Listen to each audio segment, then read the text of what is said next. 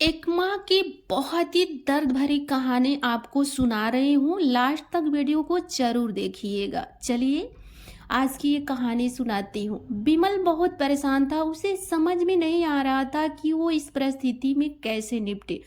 वो अपनी माँ को बहुत चाहता था, किंतु उसकी पत्नी और बच्चे उसकी माँ से बहुत दूर भागते थे, क्योंकि उसके माँ की एक आंख नहीं थी, साथ ही उसकी कमर भी झुकी हुई थी। वैसे वो अपना काम सब खुद कर लेती थी, किंतु फिर भी वो उसकी पत्नी और बच्चों के लिए हमेशा खटकती है। दादी, आप ऊपर के कमरे में जाओ, मेरे दोस्त आ रहे हैं, बिमल के बेटे अखिल ने बड़े बेरुखी से कहा। पर बेटा, मैं तो यहाँ बहुत दूर बैठी हूँ, बिमल की माँ ने बहुत प्यार से कहा।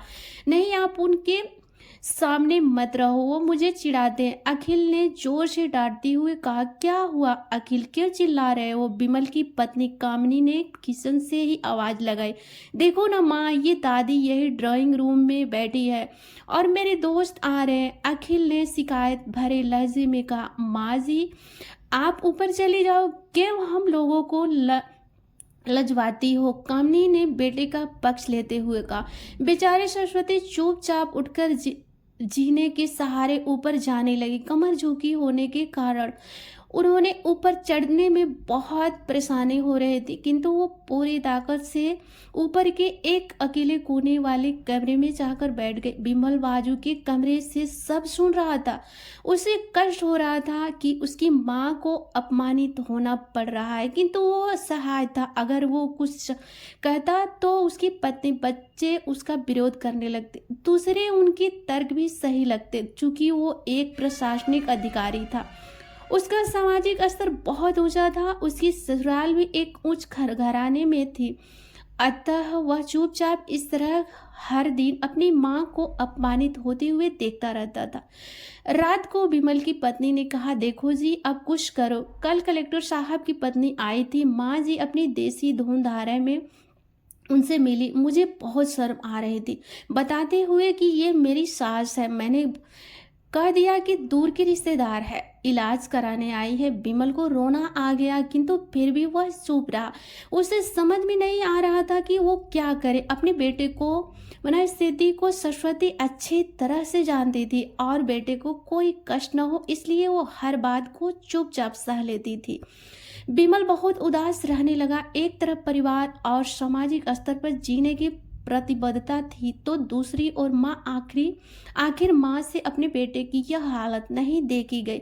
एक दिन उसने अपने बेटे से कहा, बिमल, बहुत दिन हो गए, मैं अपने गांव जाना चाहती हूँ, मुझे वहां पहुंचा दो, मेरा यहाँ मन नहीं लग रहा। किंतु माँ, वहां तो कोई नहीं है, तुम्हारी देखभाल कौन करेगा? बिमल ने आश्चर्य से पूछा।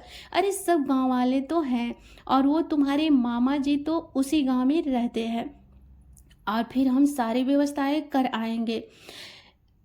नाकामनी को तो जैसे मन की मुराद मिल गई। हाँ बेटा, बहू सही कह रही है, सरस्वती ने लंबी सांस लेते हुए कहा। बिमल जानता था कि गांव में माँ की देखभाल करने वाला कोई नहीं है, लेकिन अपनी पत्नी की जिद के कारण वह अपनी माँ को गांव छोड़ने पर विवश हो गया। माँ को गांव छोड़कर आते वक्त उसे रोना आ रहा था तथा अपनी बेबसी पर गुस्सा भी आ रहा था, किंतु परिवार, पत्नी और समाज ने उसके इन मनोभावों को दबा दिया और वो सुकून सा महसूस करने लगा। कुछ दिनों के बाद उसके चाचा, जो अमेरिका में रहते थे, आने वाले थे। जब बिमल बहुत छोटा था, उसके पिता जीवित थे, तब वो भारत आए थे और उसके बाद वह भारत आने वाले थे। पूरा परिवार और आसपास पड़ोस बहुत उत्साहित था। अमेरिका से बिमल के चाचा आ रहे हैं। जैसे ही घर में कदम रखा, सबने मिलकर बहुत उत्साह से उनका स्वागत किया। क्यों बिमल, भाभी नहीं दिख रही हैं? कहाँ है? डॉक्टर रमेश ने उत्साह पर पूर्वक का पूछा। जी, वो गांव में रहती है, यहाँ उनका मन नहीं लगा, कामिनी ने सपाट लहजे में उत्तर दिया। डॉक्टर रमेश ने बिमल की ओर देखा तो बिमल ने अपनी आंखें झुका ली। डॉक्टर रमेश सब समझ गए, बोले, कल हम भाभी से मिलने गांव चलेंगे। सब लोग दूसरे दिन सभी लोग गांव के घर में पहुंचे। देखा कि सरस्वती को बहुत तेज बुखार है और वो पलंग पर असहाय पड़ी है। डॉक्टर रमेश दौड़कर सरस्वती के पास गए, उनके पैर छूकर रोने लगे। सरस्वती की यह हालत उनकी कल्पना से परे। वाह बेटा विमल, तूने तो नाम उजागर कर दिया। अपनी माँ को ही ये हालत देखकर तुझे तो शर्म भी नहीं आ रही होगी। डॉक्टर रमेश ने विमल को लगभग डांटते हुए कहा कि नहीं देवर जी, विमल का कोई दोष नहीं है, मैं खुद गांव आई थी। सरस्वती ने अपनी बेटी का बचाव किया। मुझे सब पता चल गया। भाभी आप चुप रहो। क्यों बहू, तुम्हें अपनी सास की कुरूपता पसंद नहीं है? समाज में तुम्हें नीचा देखना पड़ता है ना? डॉक्टर रमेश ने कामनी की ओर व्यंग से देखा। आज तुम जिस सामाजिक स्तर पर हो वो इन्हीं के संघर्षों की देन है। और बेटा विमल, तुम्हें शायद मालूम न हो कि बचपन में जब तुम 1 साल के थे ना, तब छत से नीचे गिरने के कारण तुम्हारी एक आंख फूट गई थी और तुम्हारे रीढ़ की हड्डी में भी समस्या थी। तब तुम्हारे इस क्रूर माँ ने अपनी एक आंख और अपना बोन मोर मेरे देकर इतना सुंदर स्वरूप दिया था। कामनी बेटा, इतने सालों तक संघर्ष करके बेटे को प्रशासनिक अधिकारी बनाने वाली इस संघर्षशील औरत की तुम लोगों ने यह दशा कर दी है। तुम्हें ईश्वर कभी माफ नहीं करेगा। डॉक्टर रमेश की आंखों से अश्रु जलधारा बह रही थी।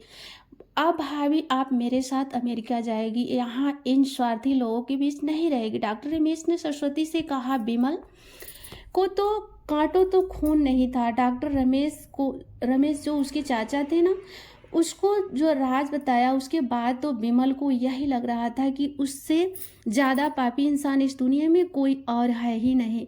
कामनी निरुत्तर होकर विमल को देखने लगी। वह दौड़ता गया और माँ की सरस्वती के कदमों में लिपट गया। माँ, मेरा अपराध अक्षम्य है। मेरा जानबूझकर चुप्पी साधे आपका अपमान करवाता रहा। अब सिर्फ आप ही उस घर में मेरे साथ रहेगी और कोई नहीं। विमल ने दृष्टि से अपनी माँ, पत्नी और बच्चों को देखा। कामनी को भी बहुत पश्चाताप हो रहा था, किंतु उसकी हिम्मत नहीं हो रही थी कि वो सरस्वती से आंख मिलाए। सरस्वती ने कामनी की मनोस्थिति को समझकर उसको पुचकारते हुए अपने पास बुलाया और विमल को डांटते हुए कहा, खबरदार, जो मेरी बहू को मुझसे अलग करने की कोशिश की तो तुझे ही घर से बाहर निकाल दूंगी। कामनी और बच्चों ने सरस्वती के पैर पड़ते हुए अपने व्यवहार पर माफी मांगी और माँ के हृदय ने सबको माफ कर दिया। यही है माँ की हृदय।